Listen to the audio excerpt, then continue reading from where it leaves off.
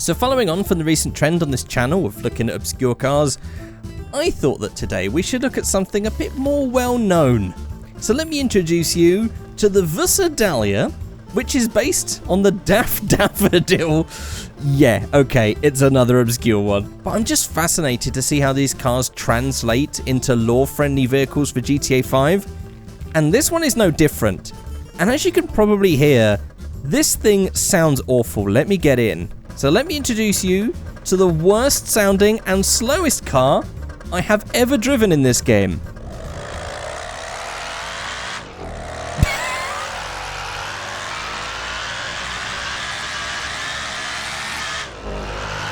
Yeah, I'm going flat out right now. It sounds awful. Even inside here, it doesn't sound any better. It's just an absolute mess. I'm going max out. I'm definitely going to have to turn this down in post just so you can hear me.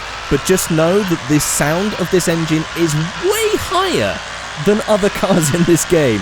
Okay, I'll tell you what, I really enjoyed the respite of me just letting go of the throttle and just, my ears just sort of settle back, removing the pain that I'm enduring in my ears.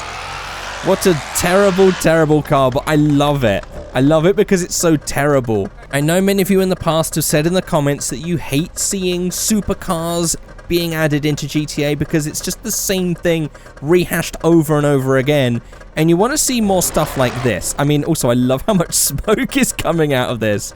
This is so funny. This reminds me of those bangers that used to get in GTA 4 that used to like pop and backfire and all that sort of stuff, and it was just so much fun. I always used to grab those cars just because they had so much character and liveliness to them. So having a look around this terrible thing, maybe we should repair him. He had a little bit of a bonk on that corner. So here he is. This is the badge. This is the Vysser. I'm assuming it's going to be based on like Spiker or something, as it's a Dutch brand inside of GTA. So this is based on a DAF Daffodil, which DAF is a brand that I've definitely seen more in sort of like trucks and vans and stuff. Didn't really know much about DAF cars. Maybe that was more of a thing in mainland Europe. Didn't really see much of it in the UK. Maybe there were some that were sold in the UK, but I had no idea about it. It kind of looks a bit Trabanty. There's definitely a lot of Eastern European vibe feeling to this one, I feel, in the terms of its styling. Just looking at that roofline alone, it kind of looks like a Mini, strapped onto a Trabant bottom. Maybe I'm just going crazy here. That's what it looks like to me. So here it is with everything open. Here is our boot. There is not much in there, and anything that does go in there is going to get instantly polluted from your exhaust. The interior is very basic. I don't know if this is taken from something or if this is scratch made. But interesting classic interior. And then we have our engine bay, which mostly consists of piping. Lots and lots of piping and just a tiny little engine over there. Very cool. So in terms of tuning parts for this thing, we do actually have a couple of things to check out here. So we have the stock front bumper.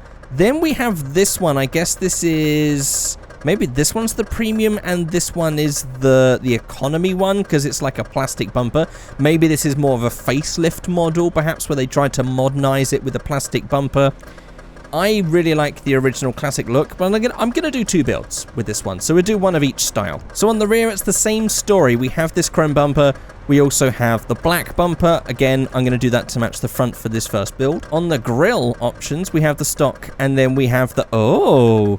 okay, now that definitely looks like another like low economy edition version as well, because instead of having to worry about mesh and a mold for the surround and these shaped lights, it's just this standard size lights, nothing crazy, and just some sheet metal with some holes cut through it. It could also just be that one's a facelift and one's a not, but either way, that's the way I'm reading into it. Then on the fenders, we have some rubber mud flaps, front and rear, just little ones.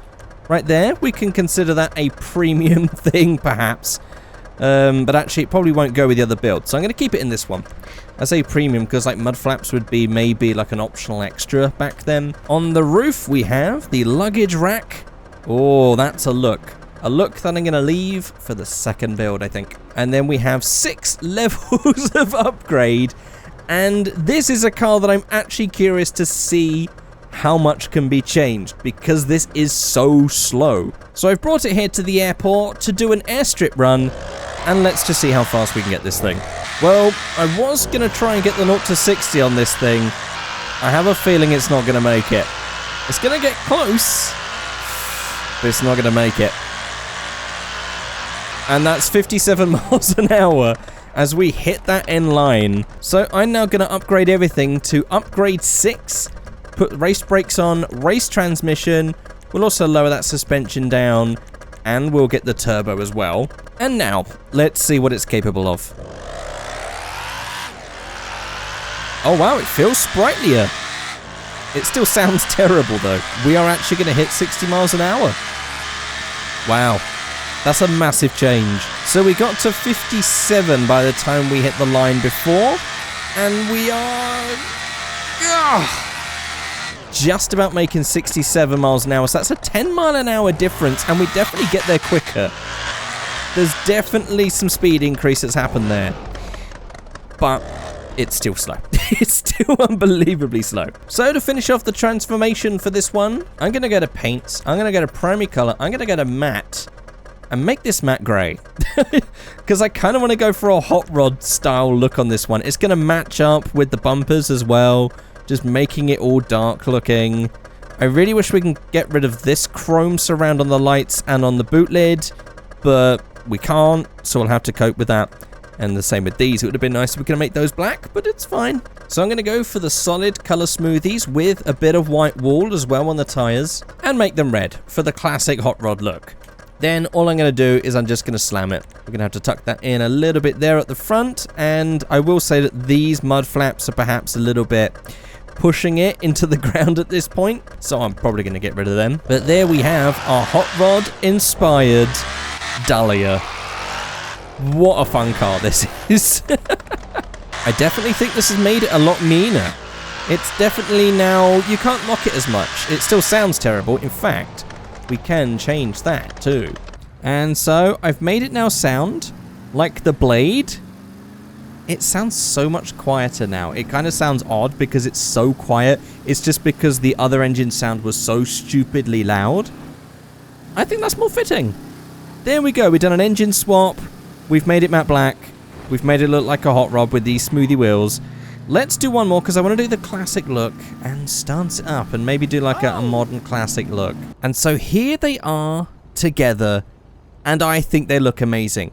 So with this one, it basically spawned in the perfect color. It spawned in beige and I wanted it to be beige. And I've gone for this roof rack just to go for the classic look. I've kept these classic bumpers. But one thing that I did do was I did go for this same grille that I had on here, as I actually kind of prefer it. It just looks more fun, it looks more interesting, more unique. The other one looked a little bit more plain Jane, and I feel like this is almost more of the classic look. This is very cool. I'm such a big fan of this.